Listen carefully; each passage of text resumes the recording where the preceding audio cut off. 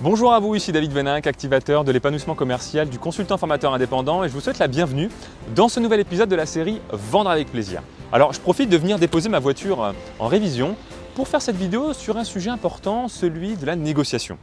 Dans un entretien de vente, l'étape de la négociation, c'est un moment crucial parce que une petite erreur peut venir nuire et peut venir briser la confiance pour laquelle vous avez fait tant d'efforts avec votre interlocuteur.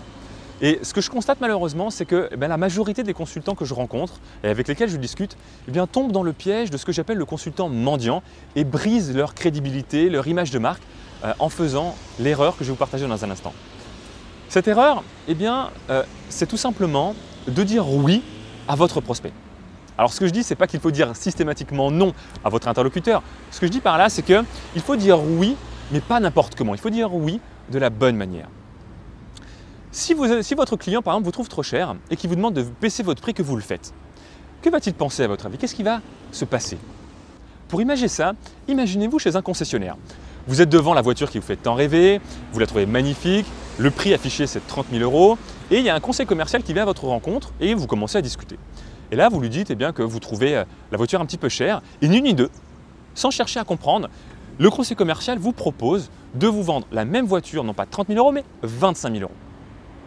Qu'est-ce que vous allez penser? Qu'est-ce que vous allez ressentir? Est-ce que vous allez vous trouver en pleine confiance pour acheter cette voiture 25 000 € ou est-ce que vous allez vous dire que si vous l'aviez acheté 30 000 €, vous vous seriez fait arnaquer? Est-ce que vous allez être est-ce que vous allez ressentir l'envie d'acheter cette voiture 25 000 € ou est-ce que vous allez vous dire tiens, si j'ai obtenu 5 000 € comme ça sans rien demander, est-ce que peut-être je ne pourrais pas obtenir plus en termes de remise?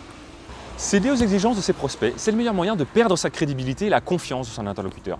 Et en plus de ça, c'est très frustrant de devoir céder aux exigences de ses prospects et de devoir finalement vendre son savoir-faire, pas au prix qu'il vaut vraiment. Alors qu'en faisant l'effort d'appliquer la règle d'or dans vos négociations, premièrement, vous éviterez de passer pour un arnaqueur et vous développerez l'image de la qualité de vos prestations. Deuxièmement, vous gardez l'initiative dans la relation et vous offrirez un service de meilleure qualité à vos clients. Et troisièmement, vous vendez vos prestations pour ce qu'elles valent vraiment et vous garderez une bonne estime de vous-même. La règle d'or de la négociation, c'est pas de concession sans contrepartie.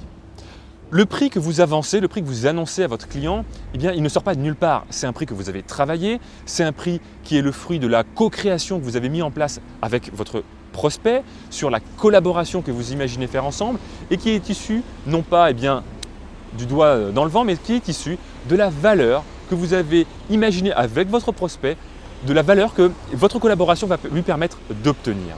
Et donc à ce titre, si votre client vous demande de modifier votre offre, soit en termes de prix, en termes de délai, en termes d'engagement contractuel ou toute autre chose, il est primordial de ne pas le faire sans contrepartie.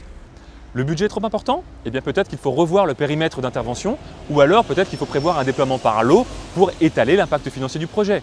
Votre prospect vous demande de raccourcir vos délais, peut-être que vous allez devoir reporter certaines missions, que vous allez devoir peut-être vous adosser avec d'autres partenaires, faire appel à de la sous-traitance entre guillemets, certainement que l'enveloppe budgétaire ne sera pas la même. Vous l'avez compris, tout engagement de votre part doit donner lieu à un engagement réciproque de la part de votre prospect. Votre prospect vous demande un dernier geste pour conclure l'affaire, pourquoi pas ne pas lui demander de vous communiquer le nom de 3 personnes qu'il peut appeler de votre part dans le cadre d'un contrat de partenariat. Voilà, j'espère que cette vidéo va vous permettre de mettre en place la règle d'or dans toutes vos négociations, dans vos entretiens de vente. Moi je vous dis à demain pour la prochaine vidéo et d'ici là, osez faire de nouvelles choses dans votre activité, soyez vous-même et réalisez-vous pleinement chaque jour.